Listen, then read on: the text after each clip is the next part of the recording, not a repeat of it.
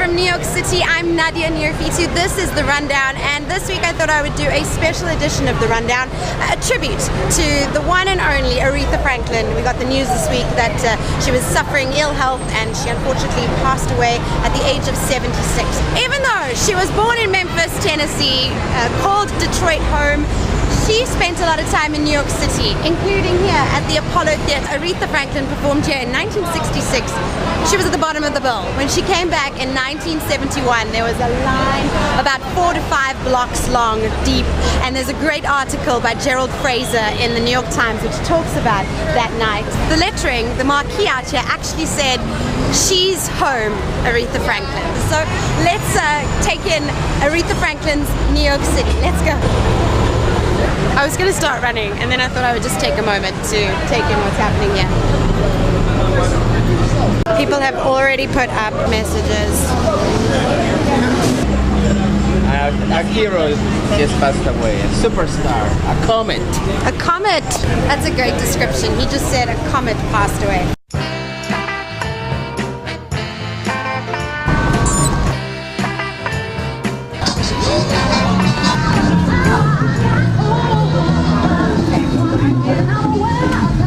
Amazing Grace Live, that was her best-selling album of all time that Aretha released.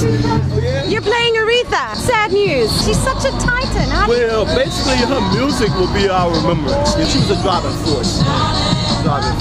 So many songs though. How do you even begin to choose your favorite? That right there, it would just have to be a matter of preference, more so than anything, you know? And it's a little bit for everybody, I think, in this world. She has so much material, you know? What's your favorite? My favorite would be Pink Cadillac. Oh, gorgeous. That's a great track.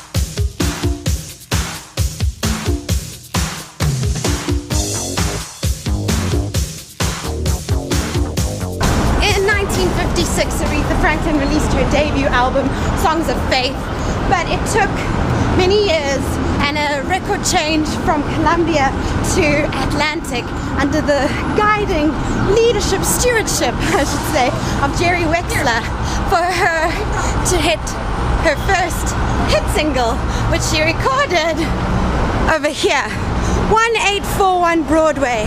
It's no longer here. It used to be Atlantic Studios, and this is where Aretha Franklin recorded Respect. Until then, it was just a song done by Otis Redding, done very nicely, and Aretha Franklin turned it into something completely arresting, irresistible. This became her #1 single in April that year. Hi. How you doing? What is now inside here? Because this used to be the recording studios. Oh, you mean Atlantic? Yeah. Yeah, Long time ago. Yeah. This is where Aretha Franklin recorded Respect. Really? Oh, then this is oh, that's great. I just thought I'd share that with you. Oh, yeah, thanks. Bye! What you want? Such a trailblazing song for her, but also for people that have taken respect to mean so many things. There's a great story if you listen to the NPR Fresh Air interview that she did with Terry Gross. Aretha Franklin talks about her sister Carolyn coming up with the "Sock It To Me" line, and then they decided to add in the spelling out of R-E-S-P-E-C-T, and music history was never the same again.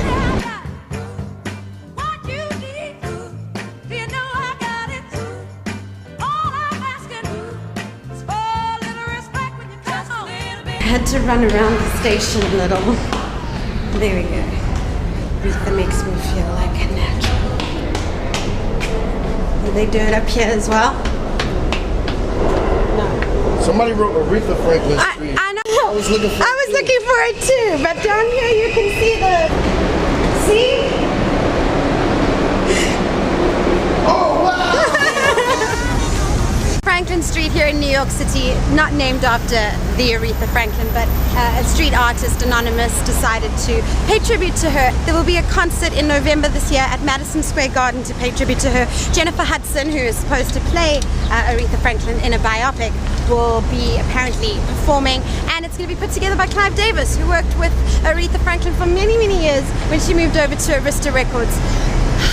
Sad day, sad times ahead as we commemorate the loss of Aretha Franklin. May her spirit, her chutzpah, her triumph live on forever and ever. Thank you so much for watching, and I hope to see you next week.